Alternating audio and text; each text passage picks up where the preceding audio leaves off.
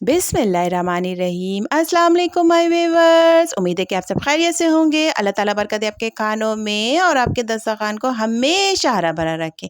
जी जनाब, तो इस तपती हुई गर्मी में जब कुछ भी समझ में ना आए कि खाने को पकाए क्या, और महीने का एंड चल रहा हो, ग्रोसरी भी ख़त्म हो गई हो और गर्मी के इस सख्त से मौसम में बाहर निकलने का भी दिल ना करे, तो फिर क्या करते हैं, फटाफट से अपनी बची हुई तमाम ग्रोसरी को चेक करते हैं और अगर उसमें से कुछ बचा कुचा है तो फिर उस तमाम चीज़ों को मिलाकर एक ज़बरदस्त सी रेसिपी तैयार करते हैं। तो ऐसा ही कुछ मैंने भी किया है।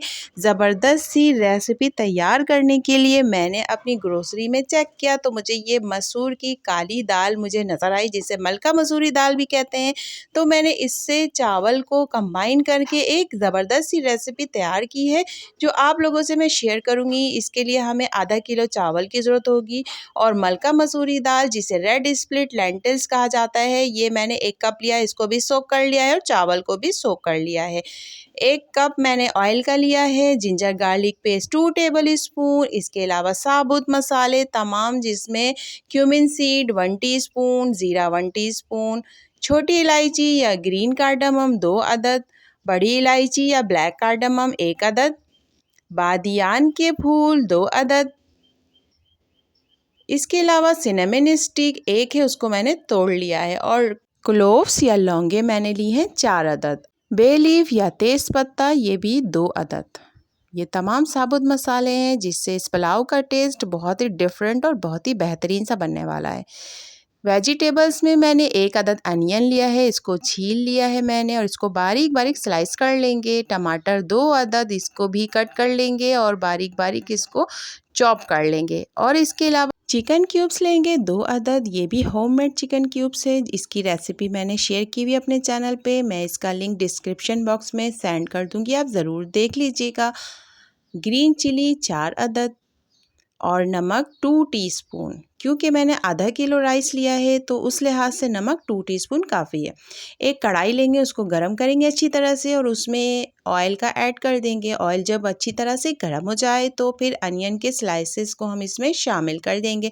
अनियन को बिल्कुल बारीक बारीक चॉप करें, क्योंकि हमें इसे गोल्डन ब्राउन करना है, तो फिर हमें इसे बारीक चॉप करना पड़ेगा और फिर इसको गोल्डन ब्राउन होने तक अच्छी तरह से तेल में फ्राई करें। कंटिन्यूअसली स्पून चलाते जाएंगे ताकि ये तमाम अनियन हर जगह से गोल्डन ब्राउन हो जाए, क्योंकि हमें आधे अनियन को सेपरेट करना होगा ऊपर से स्प्रिंकल करने के लिए। तो आधे अनियन को मैंने निकाल लिया है प्लेट में। जब ये पुलाव रेडी हो जाएगा तो फिर हम इसे स्प्रिंकल करेंगे। आधी अनियन जो हमने तेल के अंदर ही छोड़ दिया था, उसके अंदर टमाटर ऐड करेंगे, लहसुन अदरक का पेस्ट ऐड करेंगे और स्पून की मदद से चलाकर इसको भून लेंगे, ताकि टमाटर का पानी भी खुश्क हो जाए और भुन जाए। और ये साबुत मसाले भी इसमें शामिल कर देंगे। इन तमाम चीज़ों को भूनते जाएंगे ताकि मसाला अपना ऑयल छोड़ दे। ये भूनेंगे तकरीबन 2 से 3 मिनट के अंदर और फिर इसमें आधा कप पानी का शामिल करेंगे, ताकि जो टमाटर के मोटे मोटे से चंक्स रह गए हैं वो भी बारीक हो जाए। और जब ये अच्छी तरह से टूट जाए, टमाटर सॉफ्ट हो जाए, तो फिर हम आगे का प्रोसेस स्टार्ट करेंगे। तो जो मलका मसूरी दाल हमने सोख करके रखा था 2 से 3 घंटों के लिए, इसको हम एज़ इट इज़ शामिल कर देंगे स्ट्रेन करके। कोई भी मैंने इसको बॉयल नहीं किया है, सिर्फ़ और सिर्फ हमने इसे सोख किया था। मसालों के अंदर नमक शामिल कर देंगे और फिर दोबारा से इसको भूनेंगे, ताकि दाल भी अच्छी तरह से भूनकर फ्राई हो जाए और मसाला भी अपना ऑयल छोड़ दे। अच्छी तरह से दाल को फ्राई करने के बाद हम 1 गिलास पानी का ऐड करेंगे और उसको कवर करके गलने के लिए छोड़ देंगे।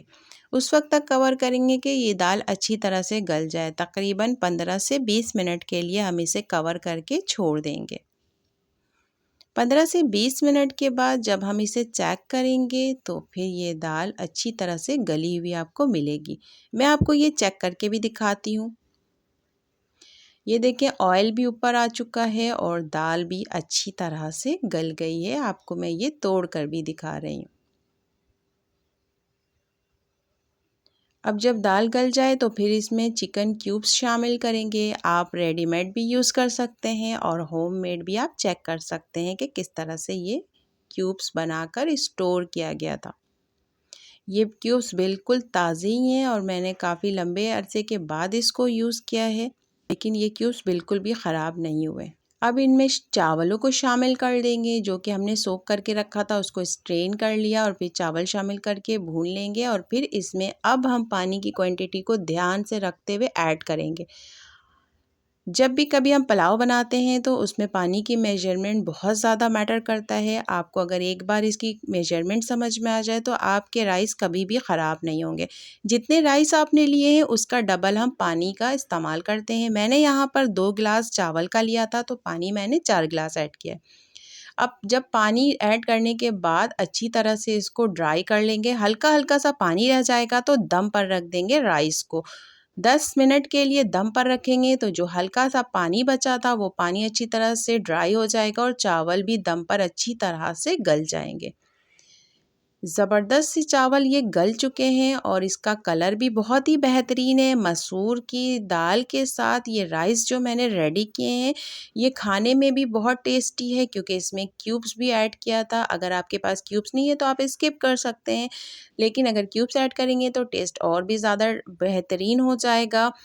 और फिर इसको गार्निश कर देंगे ब्राउन अनियन से और हरा धनिया से। ये एक ऐसी डिश है जो गर्मी के मौसम में आप बनाने में भी आपके लिए इजी है और खाने में भी आपको टेस्टफुल मिलेगा। अगर अभी तक आपने मेरे चैनल को सब्सक्राइब नहीं किया तो मेरे चैनल को सब्सक्राइब कर दें, बेल आइकन को हिट कर दें, वीडियो को लाइक कर दें, शेयर कर दें। Thank you.